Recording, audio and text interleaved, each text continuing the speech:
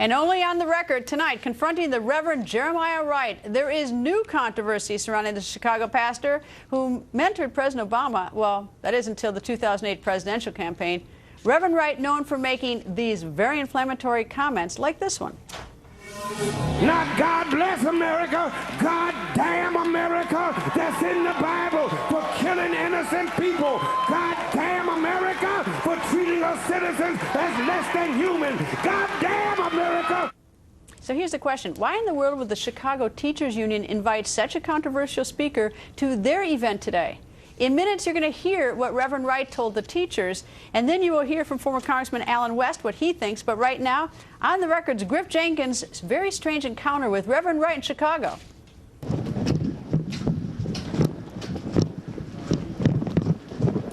Reverend Wright, quick question. Quick question, Reverend Wright.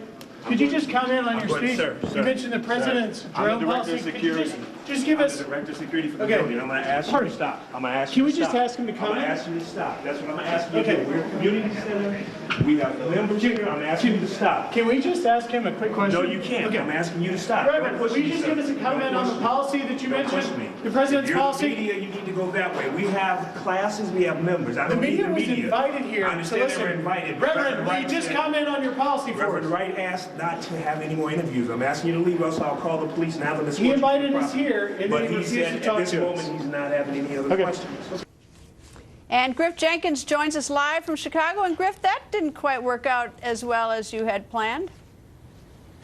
Hi, Greta. Well, after being invited to his speech, Reverend Wright completely ignored us, all of us in the media, and kicked our cameras out when he gave his speech, for which we found out why: the content of the speech. Reverend Wright wasted no time launching into his incendiary remarks, many of which were directed at President Obama, saying things like, "We need to tell the truth about our politicians and their policies."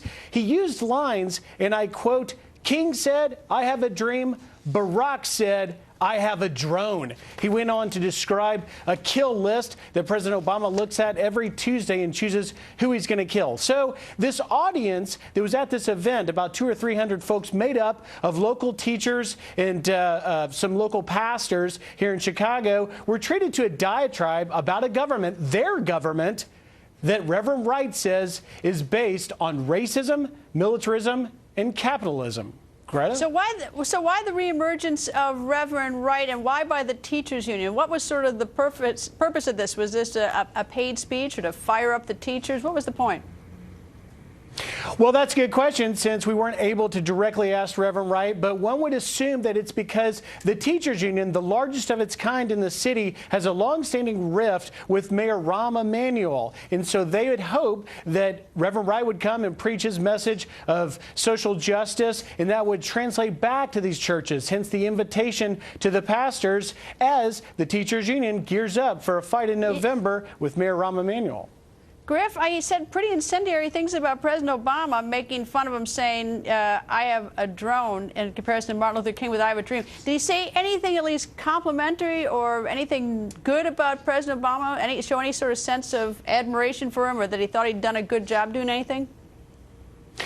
No, there were no complimentary remarks whatsoever. Again, Greta, we haven't seen Reverend Wright in a while, and he is back, and he's just the same as always, fired up, very incendiary. And President Obama was not the only one for which was attracted a lot of criticism. So did Abraham Lincoln, the Constitution, Bill Cosby, and the current Secretary of Education, Arne Duncan. He wondered how he even got his job. Well, anyway, thank you, Griff. And former Congressman Allen West joins us. Good evening, sir. Good evening to you, Greta. Well, your thoughts about Reverend Wright? Well, obviously, Reverend Wright wants to make himself relevant once again, and you have to come out and say something absolutely outrageous. You invite the media to come in, and then you shun the media. But look, we're talking about him tonight. I'm sure other outlets are going to talk about him. So President Obama last week had to deal with the excerpts from former Secretary of Defense Gates' book, and now he has to deal with these comments being made by Reverend Wright. Well, these are particularly wicked. I mean, aligning him, making this sort of with Martin Luther King's, very famous statement and speech, I have a dream that inspired so many, and he says Barack, meaning President Obama, said, I have a drone. I have a dream and I have a drone. Well, you, of course, have the celebration of Dr. Martin Luther King coming up this month, so I'm sure that that's what he's trying to do, is stir that controversy and draw that separation, that delineation between King and also between Barack Obama. But really, the focus should have been, look at the unemployment rate in the black community. Look at the out-of-wedlock births in the black community, 72%. Look at what is happening as far as the graduation rates for black males and the incarceration rates. That's what he should have been talking about. But this is just political grandstand. Well, it seems he's still carrying a grudge for the president. Oh, I mean, because if he's invited by the teachers, you might think he'd talk about education, about teaching, and maybe how to improve things. But instead, he's a little fixated on the president. Well, he certainly is not going to talk about school choice in the black community in front of the Chicago Teachers Union. Is he? I mean, any thoughts about why the teachers union would pick him?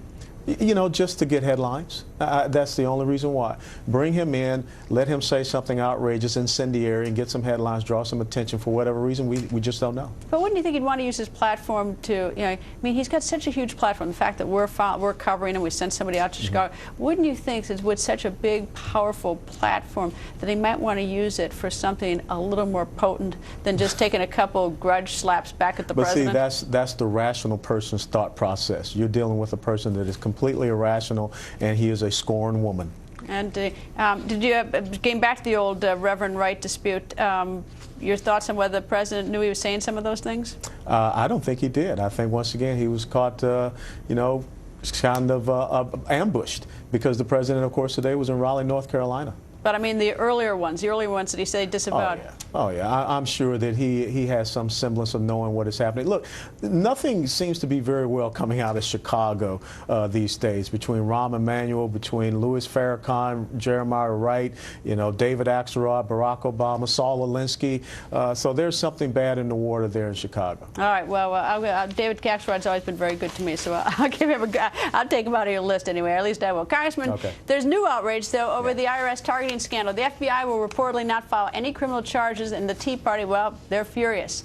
Your reaction? Well, this is unconscionable. I mean, first of all, you have to look at the fact that really this was not a very thorough investigation done whatsoever. It was done in the Civil Rights Division, was not done in the Criminal Division. And, of course, I forget her, Barbara, I forget her last name. The lawyer that was brought in was a donor to President Barack Obama. That's kind of like asking the Muslim Brotherhood to investigate Benghazi.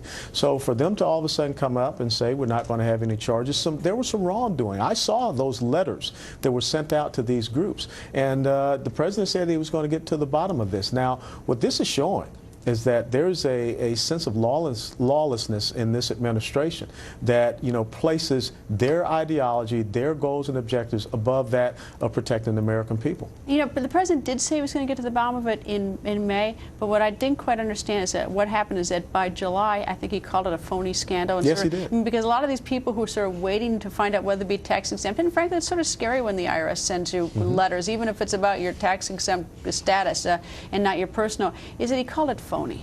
And if the chief executive officer of the United States of America, who is the head of the executive branch, says that this is a phony scandal, then what type of climate is he allowing to permeate down through that agency, the IRS? Then if the president says it's a phony scandal, we really don't need to put any emphasis or resources behind this. So I think, you know, kind of indirectly, he kind of put out the, you know, the direction. This is not a big deal, really. You know, the one thing that a lot of people miss on this investigation is that a lot of people didn't get a denial. They just their tax exempt request went into a black hole. At least if you get denied, there's an appellate procedure. Absolutely. If they just sit on it forever, you never get an answer. And there's a lot of intimidating processes in there as well, and that is clear and evident. And again, just flip the pancake, and let's say that this was a Republican administration and these were liberal progressive groups that were targeted by the IRS.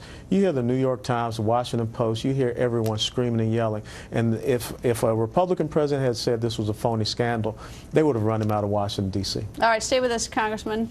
Straight ahead, bad news for President Obama and former Secretary of State Hillary Clinton. Are they going to regret these words? With this endless parade of distractions and political posturing and phony scandals, Washington's taken its eye off the ball. Was it because of a protest, or was it because of guys out for a walk one night who decided they'd go kill some Americans? What difference at this point does it make?